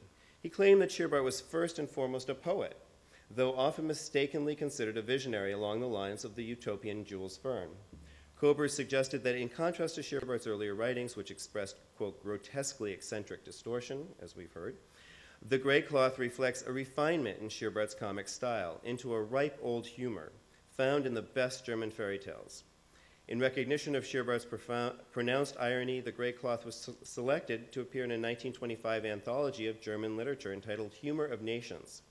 Scheerbart was featured along with 12, 18th, and early 19th century satirists and ironists, including Georg Christoph Lichtenberg, Jean-Paul, and Heinrich von Kleist. This volume of German humor appeared with a companion volume on English humor, focusing on such authors as Jonathan Swift, Charles Dickens, and Oscar Wilde. Recent German reviewers have described Scheerbart's humor, which was at once classically German and intensely modern, as having the same freshness today as it did nearly 100 years ago. Scheerbart's ironic sensibility in The Grey Cloth is essential to the novel's implications and organizational structure. Because of its subtlety, Scheerbart's humorous irony is often difficult to grasp. When reading The Grey Cloth, over and over again, actually, one still remains uncertain of the boundaries between vision and irony. While Scheerbart clearly endorses the globalization of glass architecture, for example, his humorous position on its accompanying technologies and resultant fame and fashions confounds straightforward interpretation. Scheerbart's irony relates, like many other aspects of his writing, to German Romanticism, specifically to the work of Friedrich Schlegel. a principal theorist of ironic humor and the German novel. The great Cloth reflects Schlegel's notion of irony as all-encompassing, what he called a, quote, mood that surveys everything and rises infinitely above all limitations, even above its own art and virtue, end quote. Scheerbart's ironic language is rooted in the near future as an amplification of contemporary architectural and technological issues. An instructive example of Scheerbart's irony can be found at the beginning of the novel when the first glimpse of sunshine radiates through the translucent walls of the architect protagonist Edgar Krug's Tower of Babel. And I read this over and over again, and I can never, I always think I get it, and there's always a new interpretation. Quote, the splendor of the colored glass ornament was so enhanced by the sun that one was at a loss for words to praise this wonder of color. Many visitors shouted repeatedly, delightful, wonderful, great, incomparable. While the explanations were repeated over and over, better educated visitors found these and similar words quite distasteful. Fortunately, the exclamations stopped as soon as the sun crept back behind the clouds, and there remained nothing left of it to see. In a manner typical of Scheerbart, this moment, which potentially contains much of the author's philosophy on the impact of glass architecture, is described with an unexpected twist. The poet Scheerbart notes with apparent scorn that it was, quote, the better educated visitors who were at a loss for words to express their delight, for they resented the repeated, heartfelt crisis of the general public. Intense brevity is imparted to the narrative as the sun recedes.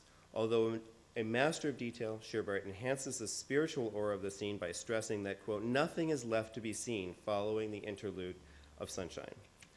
With this laconic style, Scheerbart's futuristic writings are very different from those of French Jules Verne or the American Edward Bellamy or the British H.G. Wells, who in general lack Scheerbart's ironic humor in their extensively detailed and often technical descriptions. Instead, Scheerbart combines the social critique and satire of Jonathan Swift and the fairy tale structure of Clemens Brentano, two authors with whom he felt closely aligned.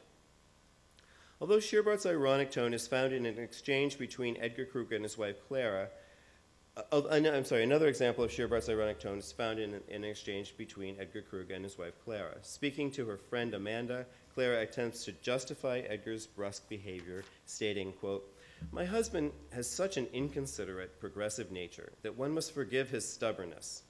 He is really consistent, like a true hero of a novel. The name Edgar sounds perfectly fitting for a novel. Oh, shouted her husband, precisely because it sounds so much like a novel, do I go to a lot of trouble to mystify that which is like a novel in me. Oh yes, then shouted Miss Amanda, with your wife's gray cloth, isn't that true? By playfully embedding the notion of a fictional hero within the fictional world itself, Scheerbart entices the reader to question the hermeneutic containment of the environment within the novel. With this, the author highlights the complicit relationship between the reader and the author in creation of fiction. At once intensely earnest and deeply suspicious of seriousness, Scheerbart both believed in and scoffed at Edgar's status as a hero architect and his consistency on the issue of gray and white. Scheerbart's project was both exhilaratingly liberating and profoundly grounded by the often hilarious imperfection of human interaction. His was, as Josiah noted in the introduction of the Light Club, an ironic utopia. Thank you.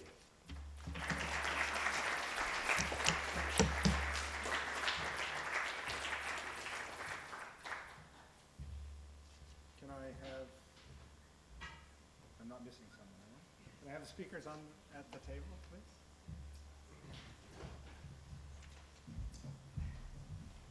So hesitant, I thought it was maybe another speaker. Oh, yeah, exactly.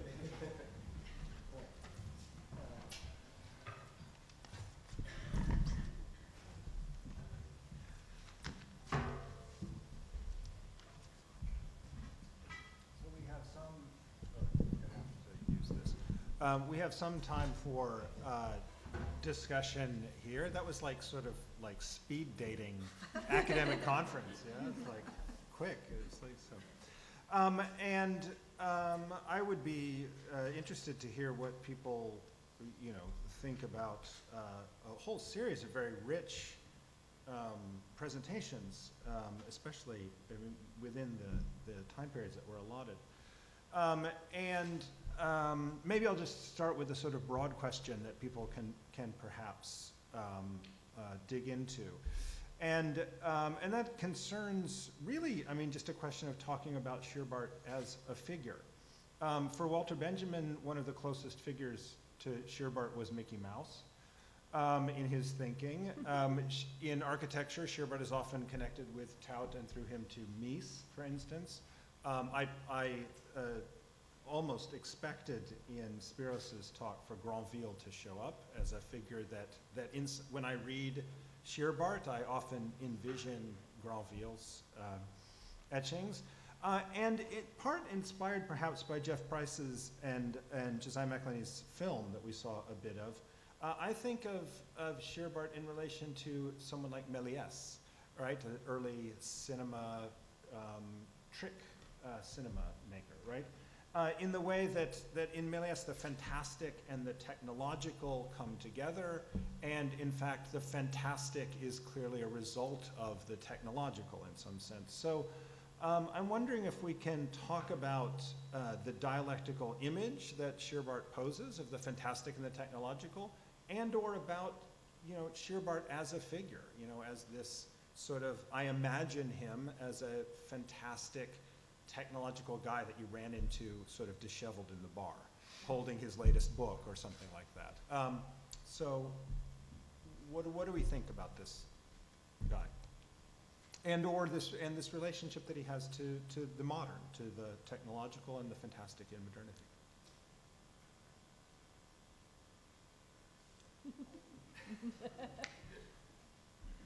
Okay, should I start? Yeah. All right, I'm not a Scheerbart scholar, and I thought other people are much more relevant to speak about that.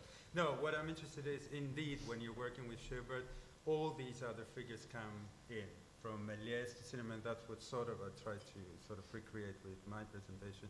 But what I'm more interested in would be the sort of more epistemological, as I said, analogical correspondences of Scheerbart with other thinkers of his age, right? There are certain things that you discover while reading the novels or the poems that I think allude to similar modes of knowledge and similar modes of, say, constructing an argument that I think are important in Scheerbart and have been ignored until now.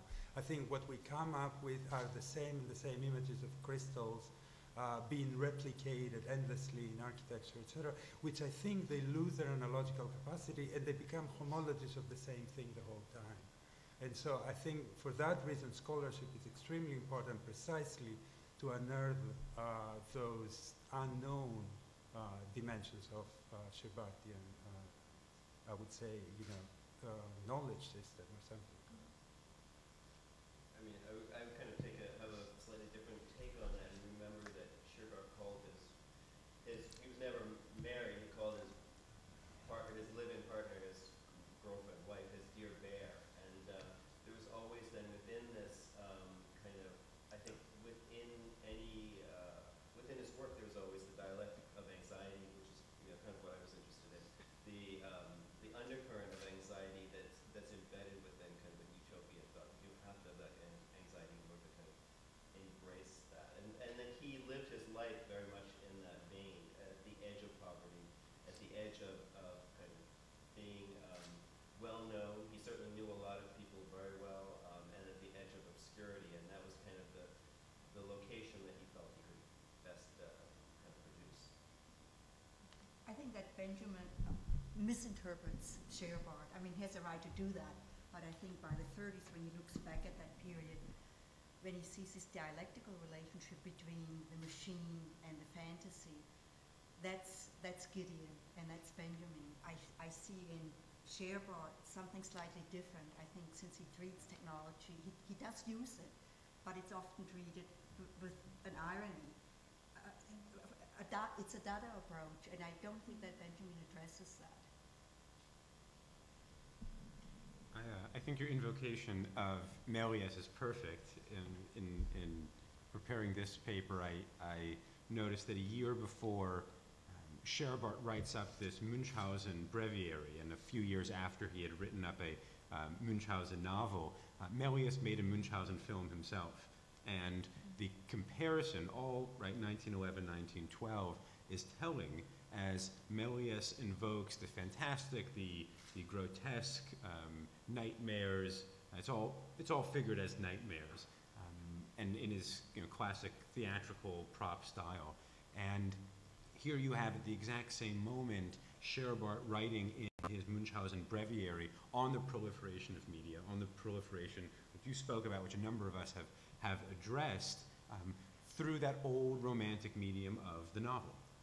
And it's this very curious confusion of Méliès returning to traditional romantic form, to traditional romantic imagery, even traditional 19th century theatrical props through the medium of cinema at the same moment that Scheerbart is exploring through that old thing, the novel, the radical proliferation of media on a level that Méliès will never fully address, right? Unable to, in part just because it remains out of reach and utopian, even as Scheerbart's writing about it. So that chiastic move in 1911, 1912, I think captures Scheerbart for me perfectly.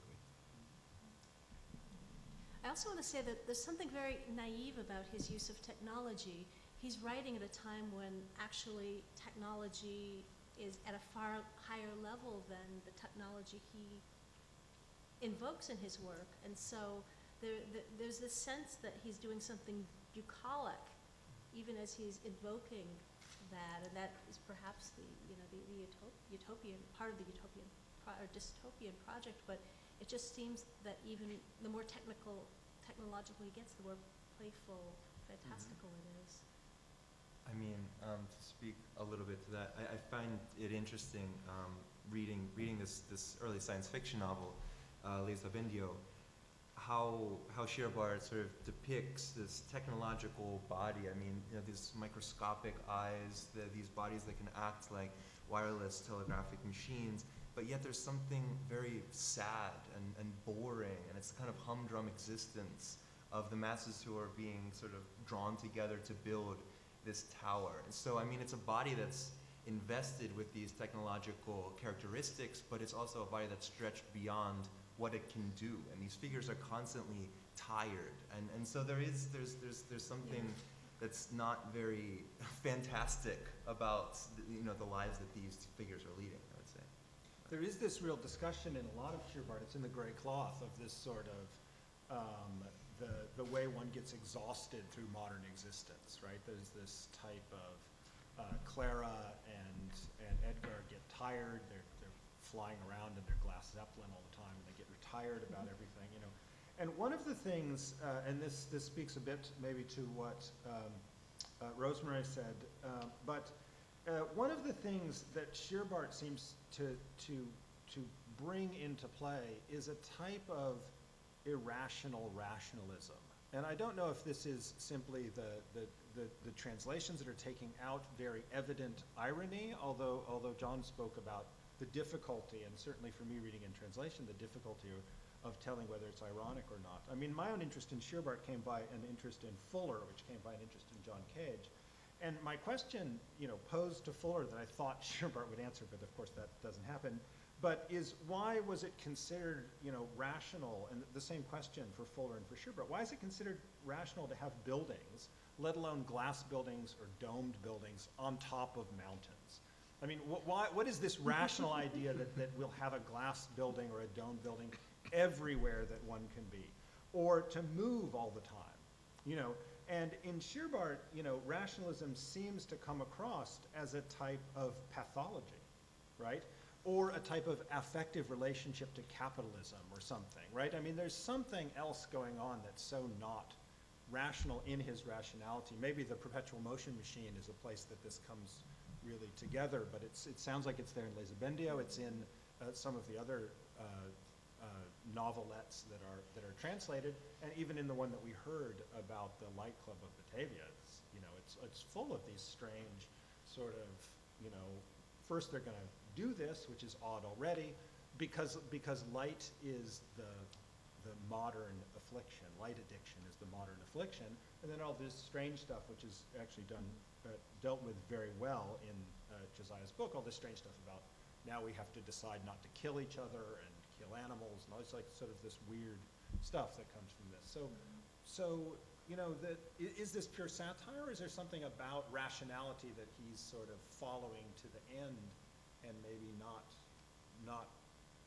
you know, coming to the end of? And maybe you start with the. Go ahead. I call it anti-rationalism because I think it's very deliberate. I mean, it used to be considered an irrational approach to architecture, but I think it's quite deliberate in Scheerbart and Tout.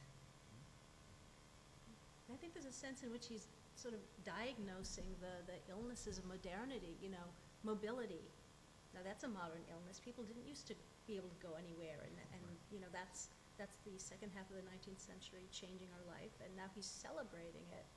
And at the same time, he keeps in the perpetual motion machine drawing that to its logical conclusions, which are all of society falls apart, and everything he loves and cares about perishes. I mean, it seems like, at least again in this particular novel, there are three key concepts. I mean, there's the technological, there's this hyper kind of rationality, and then there's this striving for some kind of spiritual irrationality. So they're building this tower to uncover the kind of spiritual center of the universe. And aesthetics is kind of theorized as this mediating force between those two. And what seems to be a problem, at least in the novel, is that they ultimately abandon aesthetics as having anything to say about either of those two things. And I mean, I would be interested to hear in other texts, I mean, what his relationship is between aesthetics and the technological, or if spirituality, again, you know, is reconfigured, if there's a different kind of configuration of those three concepts. Well, in The Great Cloth, certainly the aesthetic, I mean, the name of the novel is about the aesthetic of the clothing that the wife wears, and the novel kind of unfolds as kind of a deconstruction of that idea of you know, at one point she doesn't wear she wears colored clothing, her friends come in and save her, and then her husband says, well, hey, you don't have to wear I'll erase it from the wedding contract, and then she goes back to wearing gray cloth on her own, realizing that when there are client meetings and the client's worried that he's going to get a colored glass building, she just turns to his wife and says, well, look, here, you wear gray. You're not colorful, so, you know, won't you be happy, telling the client, won't you be happy, I actually do know, I have an appreciation for simplicity.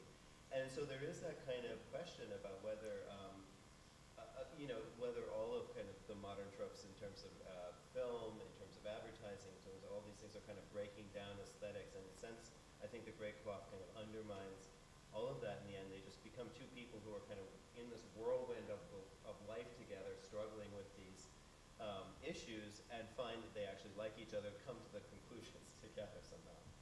So. I think it's not clear to me whether one should call Scheerbart an optimistic pessimist or a pessimistic optimist. I think he's both. Yeah. Yeah, and I think what's most important here is that the pathological, as Branden would say, almost coincides with the therapeutic. For example, the glass architecture. Is it good for you or not? Is it an affliction or a therapy?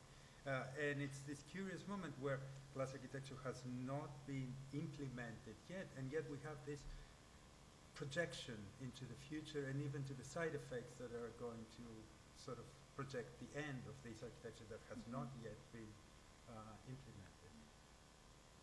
I mean, in Perpetual Motion also, he predicts the whole collapse of the financial markets in that book. He talks about, you know, oh, we'll have this utopian thing, and the next thing you know, the cost of a beer will rise 27-fold, and money will be devalued. It's, you know, it's prescient in this odd way. And he says the military will take it over in any case. Yes. Yes, he predicts aerial warfare, as we heard, and all these things. Aerial warfare, which is the other side of the motion of this transportation. Exactly, Yeah. exactly. It's the same. It's the Zeppelins are going to bomb. It's the same as they're going to fly. Edgar Krug and Clara around the. Yeah, I mean, Clement Adair, you know, who was doing stereophonic sound experiments at the World Fair in 1889, was also just a decade later writing about aerial warfare. I mean, there's something about this conquest, this technological conquest of space, and you know, in just these sound media, and then actual, you know, military planes bombing these spaces from above. I want to hear more about, if I can, Scheerbart's language. I mean, we've heard quite a bit about it, but it's odd in English translation, and it is commented upon as being in some contradictory ways by Georg Hecht, by Benjamin and others. I mean, I just wonder, for people who have worked with these texts very closely, if there's anything more that might be said about that. I would be interested to hear. I'm not looking at the audience, so I don't know if they're interested. I think the things he writes about are much wilder than the actual prose he's writing. You know, the prose to me reads to be very much in the feuilleton essayistic tradition. He writes very clearly. It's not so terribly ornate. I mean, maybe in Les Abendio you have a different. I haven't read that one. You might have a different experience. It's known as being unornate, right? As being like sort of surprisingly unornate. Yeah, there's an odd contrast between what he's writing about and how he writes it. I mean, so I definitely wouldn't say that the language in Les Abendio is ornate by any stretch of the imagination, but I just wanted to, I don't know, challenge some of the paradigms that Benjamin set up and become so influential in understanding, 20th century modernism. And so I do think that we need to move beyond some conception of it being as dry and stripped down as people continue to repeat. I mean, there are some bizarre compound words, at least, to say in the German, you would not see anywhere. These are not ordinary words. And I do think that, in many passages, he's using more adjectives than we would assume, if we described his text as dry. So I just wanted to, it was almost a provocation to a certain extent. I mean, I wondered what other people thought about this language, beyond that sort of Benjaminian perspective. Well, I think in the sound poems, he plays with language, and that's something that certainly influenced Dada writers. But there also seems to be ways in which the language breaks and jumps. I mean, in the Light Club of Batavia, we get these strange jumps in logic, but also even in one of the passages that Tyler read about the sky is violet and the stars are green and the sun is green also, which seems, but of course the sun is a star, right? So you have this sort of double take almost, and even in reading glass architecture, if you're really reading glass architecture rather than reading glass architecture to pull out what you can apply to an actual architect, it's odd, like there's these odd shifts and moves, not just in the logic, but even in the way he says things. And I just wonder if that little disjunction is not somehow, first of all, I wonder if it's there really in the German, and if it is, does it function in the way that like the sky was this color and the stars were this color and the sun too, is that sort of. My sense is it's a world not necessarily of reason or anti-reason per se, but of self-evidence. And because everything is self-evident and everything is accepted as self-evident, that which is hyper-rational and that which is anti-rational can stand side by side without real contradiction. It's all accepted. It's all accepted as is. And that patent quality makes even the very difference between the reasonable and the unreasonable, the rational and the anti-rational, almost completely dissolve.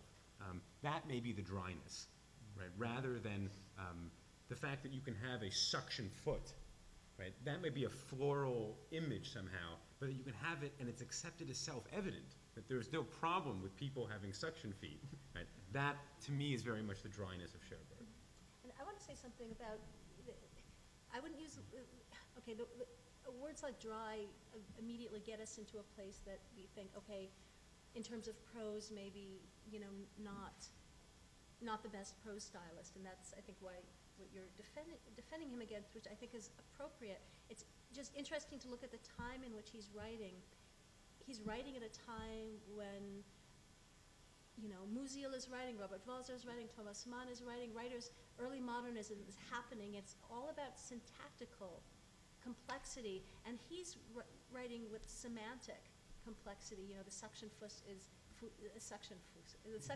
semantically complex, but syntactically not, and that's not at all a bad thing. I think his prose is like the gray cloth. It's beautiful. it's not derogatory.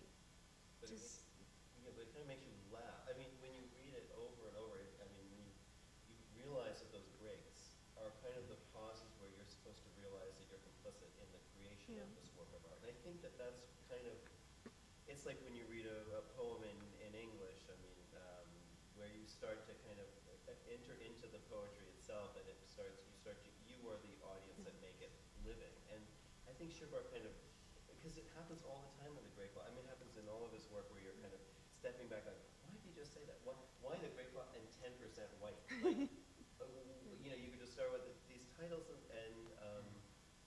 then go back and realize, I think that's where he draws you in. It's a kind of a way to semantically draw you into this narrative that otherwise is very, very straightforward. So let's say the prose style foregrounds the humor. Yeah, I think it does. I think it does. I think one also needs to historicize Benjamin. I think it's important, and it's interesting to us that he was looking at Scheerbart, but he turned him into a Frankfurt School figure, which is not quite correct. That's what he does. Yeah. So I think actually that we are out of time. Right? I'm getting subliminal signals from important people. But remember that there is a reception afterwards to be able to corner Scheerbart experts and ask them questions. And as per advertised and as fitting, we are now moving from the stage into a short period of silence and visual material. So don't leave before that happens. And thank you very much for coming. Thanks all of the panelists.